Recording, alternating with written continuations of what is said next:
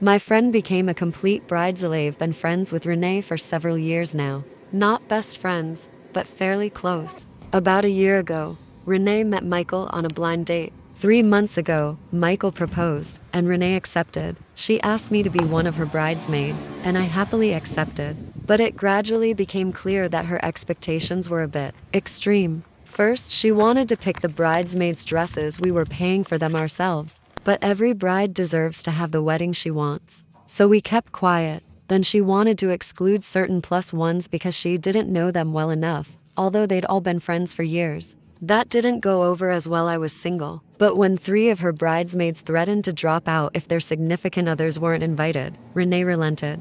But she wasn't happy about it. Then she wanted an extravagant bachelorette party. And when I say extravagant, I mean trip to Puerto Rico, 5-star hotel, fancy car, the works. And she wanted us to pay for it all. We did the math. It would come out to $3,500 per person, on top of our travel to the wedding, hotels, bridesmaids, dresses, and everything else. It was ridiculous. But you only get married once ideally, so we swallowed hard and went along. All of that I could live with. But then, 10 days before the wedding, she mentioned that she'd appreciate it if I'd cut my hair to go along with her theme. What theme? I asked, but she just said I'd do it if I really cared about her. The thing is, my hair has a real significance to me. I inherited it from my mother, who got it from her mother before her. Its length and texture ran in our family. Cutting it would be betraying my family, my history. It wasn't something I was willing to change. When I told Renee that, she threw a fit.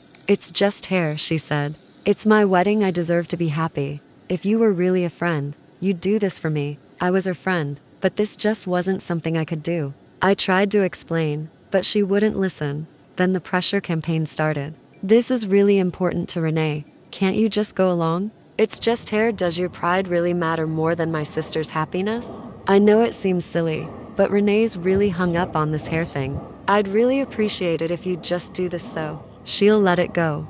None of them understood. This was a hard line for me. Then came the passive-aggressive online posts. Isn't it great when people respect your right to have the wedding you want? A little inconvenience shouldn't be too much for the people you love. It's in times of stress that you find out who your real friends are, and Renee wouldn't stop. She started excluding me from bridesmaid meetings. Her friends started looking at me funny. Conversations would stop when I walked up. I considered just withdrawing from the bridal party. If she wanted someone else as a bridesmaid, she could have them. I didn't care anymore.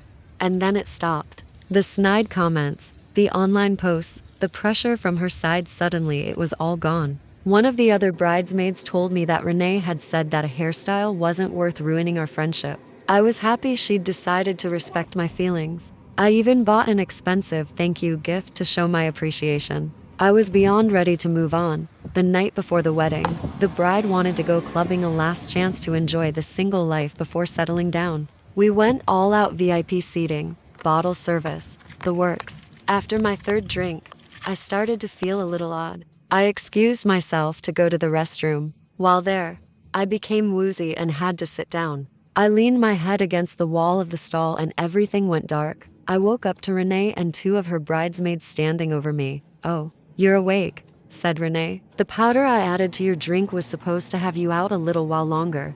"You spiked my drink?"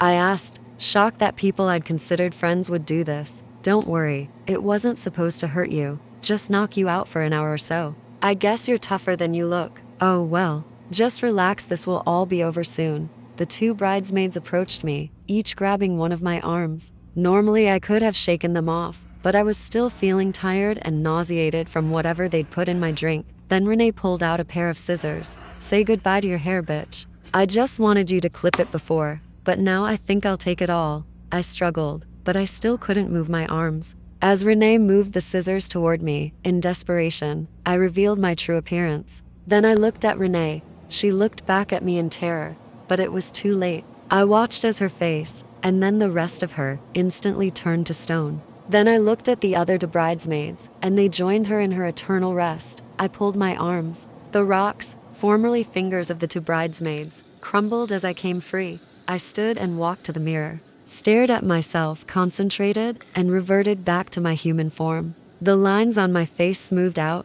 My eyes returned from dark and bloodshot to their deep blue color, and the snakes atop my head reverted to my blonde locks. I reapplied my makeup, brushed my hair, and stepped back outside. I regretted what I'd had to do, but my ancestors would have been proud. Never mess with a descendant of Medusa.